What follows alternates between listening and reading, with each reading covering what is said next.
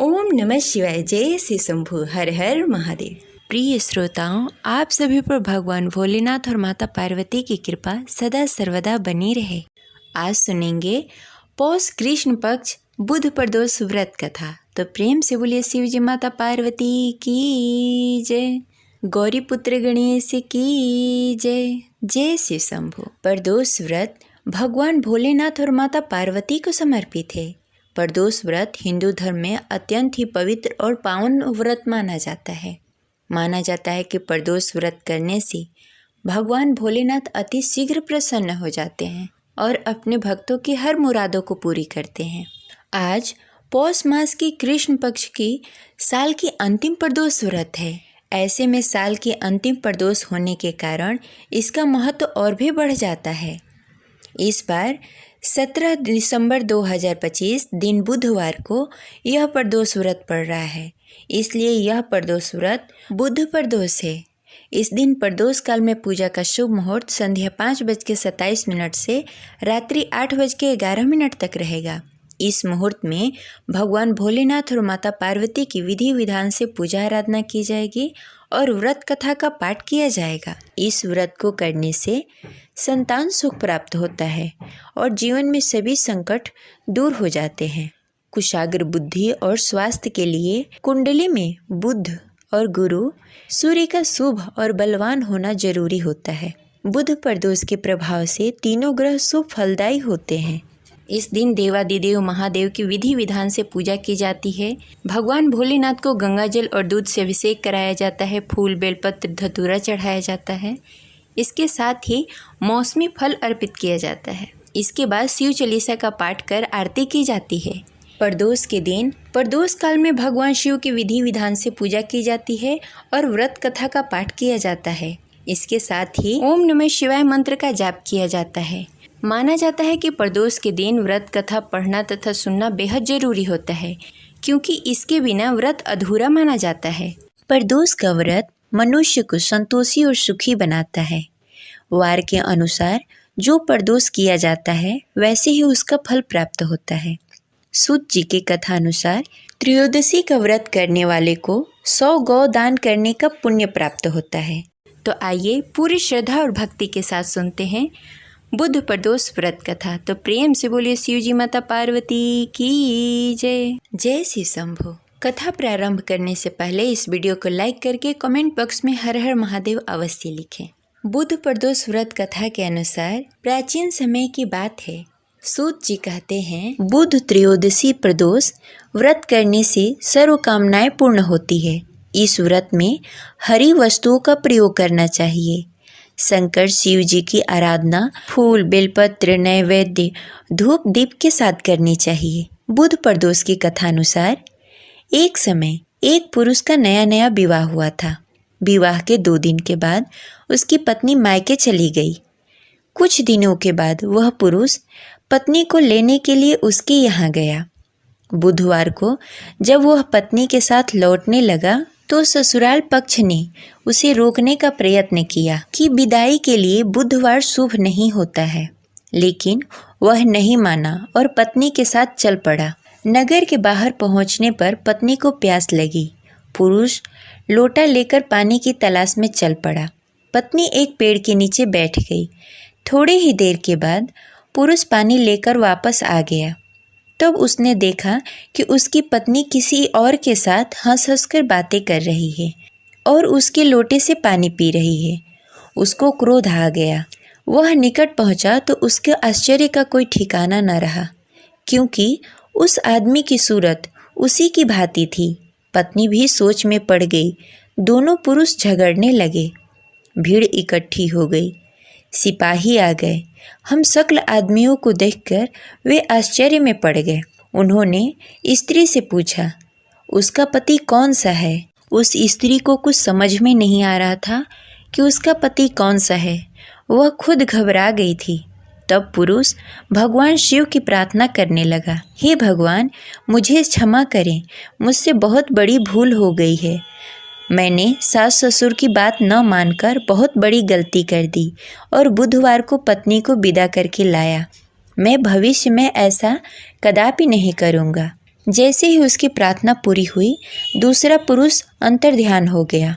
पति पत्नी सकुशल अपने घर पहुंच गए। उस दिन के बाद से पति पत्नी नियम पूर्वक बुध प्रदोष का व्रत करने लगे। अतः बुध प्रदोष हर मनुष्य को करना चाहिए। बुधवार का प्रदोष व्रत समृद्धि जीवन की कामना के लिए रखा जाता है। नर नारी कोई भी प्रदोष व्रत अपनी मनोकामनाओं की पूर्ति के लिए रख सकता है। इस प्रकार बुध प्रदोष व्रत कथा संपन्न हुई। अब चलिए सुनते हैं भगवान भोलेनाथ की दूसरी कथा। पूर्व काल में चित्रभानु नामक एक शिकारी था।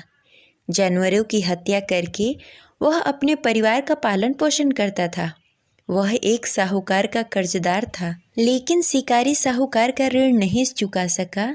इस कारणवश साहूकार ने शिकारी को शिव मठ में बंदी बना लिया।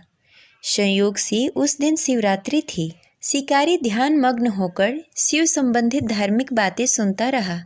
चतुर्थी को उसने शिवरात्रि की कथा भी सुनी। संध्या होते ही साहूकार ने उसे अपने पास बुलाया और ऋण चुकाने के विषय में बात की। शिकारी अगले दिन सारा ऋण लौटा देने का वचन देकर बंधन से छूट गया। अपनी दिनचर्या की भांति वह जंगल में शिकार के लिए निकला, लेकिन दिन भर बंदी गृह में रहने के कारण भूख प्यास से व्याकुल था। शिकार करने के लिए वह एक तालाब के किनारे बेल वृक्ष पे पड़ाव बनाने लगा। बेल वृक्ष के नीचे शिवलिंग था, जो बेलपत्रों से ढका हुआ था। शिकारी को उस शिवलिंग के बारे में पता न चला। पड़ाव बनाते समय उसने जो टहनियाँ तोड़ी वह संयोग से शिवलिंग पे गिरी। इस प्रकार दिन भर भूखे प्यासे शिकारी का व्रत भी हो गया और शिवलिंग पे बेलपत्र भी चढ़ गए। एक प्रहर रात्रि बीत जाने पर एक गर्भवती मिर्गी तालाब पर पानी पीने पहुंची। शिकारी ने धनुष पर तीर चढ़ाकर ज्यों ही प्रत्यंचा खींची, मिर्गी बोली, मैं गर्भवती हूँ, शीघ्र ही प्रसव करूँगी। तुम एक साथ 2 जीवों की हत्या करोगे, जो ठीक नहीं है। मैं अपने बच्चे को जन्म देकर शीघ्र ही तुम्हारे सामने प्रस्तुत हो जाऊँगी, तब तुम मुझे मार लेना। शिकारी ने प्रत्यंचा ढीली कर दी और मिर्गी झाड़ियों में लुप्त हो गई। कुछ ही देर बाद एक और मिर्गी उधर से निकली। शिकारी के प्रसन्नता का ठिकाना न रहा। समीप आने पर उसने धनुष पर बाण चढ़ाया। तब उसे देखकर मिर्गी ने विनम्रता पूर्वक निवेदन किया, हे पार्थी, मैं थोड़ी देर पहले ही ऋतु से निवृत्त हुई हूँ। कामतोर विरहिणी हूँ, अपने प्रिय की खोज में भटक रही हूँ। मैं अपने पति से मिलकर शीघ्र ही तुम्हारे पास आ जाऊंगी। शिकारी ने उसे भी जाने दिया। 2 बार शिकार खोकर उसका माथा ठनका। वह चिंता में पड़ गया। रात्रि का आखिरी प्रहर बीत रहा था। तभी एक अन्य मिर्गी अपने बच्चे के साथ उधर से निकली। शिकारी के लिए स्वर्णिम अवसर था। उसने धनुष पे तीर चढ़ाने में देर न लगाई। वह तीर छोड़ने ही वाला था कि मिर्गी बोली, हे पार्थी, मैं इस बच्चे को उसके पिता के हवाले करके लौट आऊँगी। इस समय मुझे मत मारो। शिकारी हंसा और बोला, सामने आए शिकार को छोड़ दो। ऐसा मैं 2 बार कर चुका हूँ। मैं इतना बड़ा मूर्ख नहीं हूँ। मेरे बच्चे भूख प्यास से तड़प रहे होंगे। उत्तर में मिर्गी ने फिर कहा, जैसे तुम्हें अपने बच्चों की ममता सता रही है, ठीक वैसे ही मुझे भी अपने बच्चों की ममता सता रही है। इसलिए सिर्फ बच्चों के नाम पर मैं थोड़ी देर के लिए जीवन दान मांग रही हूँ। हे पार्थी, मेरा विश्वास करो, मैं इन्हें उनके पिता के पास छोड़कर तुरंत लौटने की प्रतिज्ञा करती हूँ। मिर्गी का दीन स्वर सुनकर शिकारी को उस पर दया आ गई। उसने उस मिर्गी को भी जाने दिया। शिकार के अभाव में बेल वृक्ष पर बैठा हुआ शिकारी बेलपत्र तोड़ तोड़कर नीचे फेंकता जा रहा था। जैसे ही सुबह होने को हुई, तब एक हष्ट-पुष्ट मिर्ग उसके रास्ते में आया। शिकारी ने सोच लिया कि इसका शिकार अवश्य करूँगा।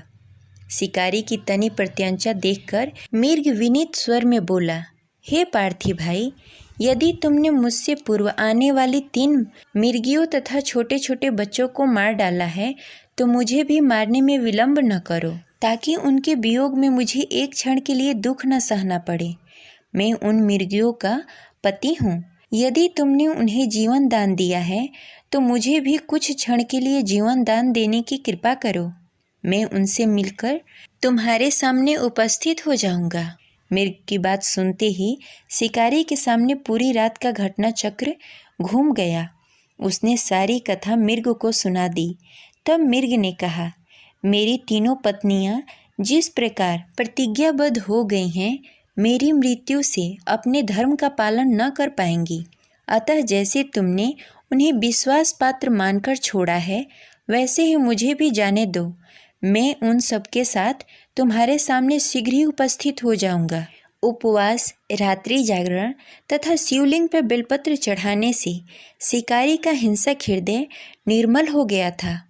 उसमें भगवत शक्ति का वास हो गया था। धनुष तथा बाण उसके हाथ से सहज ही छूट गए। भगवान शिव की अनुकंपा से उसका हिंसक हृदय कारुणी भावों से भर गया। वह अपने अतीत के कर्मों को याद करके पश्चाताप की ज्वाला में जलने लगा। थोड़ी ही देर बाद मृग सपरिवार शिकारी के समक्ष उपस्थित हो गया ताकि वह उसका शिकार कर सके। किंतु जंगली पशुओं की ऐसी सत्यता, सात्विकता एवं सामूहिक प्रेम भाव को देखकर शिकारी को बड़ी ही ग्लानि हुई। उसके नेत्रों में आंसुओं की झड़ी लग गई। उस मृग परिवार को न मारकर शिकारी ने अपने कठोर हृदय को जीव हिंसा से हटाकर सदा के लिए कोमल एवं दयालु बना लिया। देवलोक के समस्त देव समाज भी इस घटना को देख रहे थे।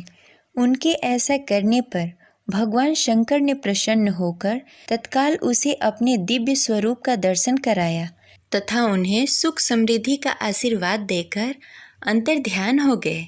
इस प्रकार यह कथा संपन्न हुई। आशा करते हैं आपको कथा अच्छी लगी होगी। तो इस वीडियो को लाइक करिए और ज़्यादा से ज़्यादा लोगों को शेयर करें। मिलते हैं अगले वीडियो में। तब तक के लिए हर हर महादेव। जय शिव शंभो।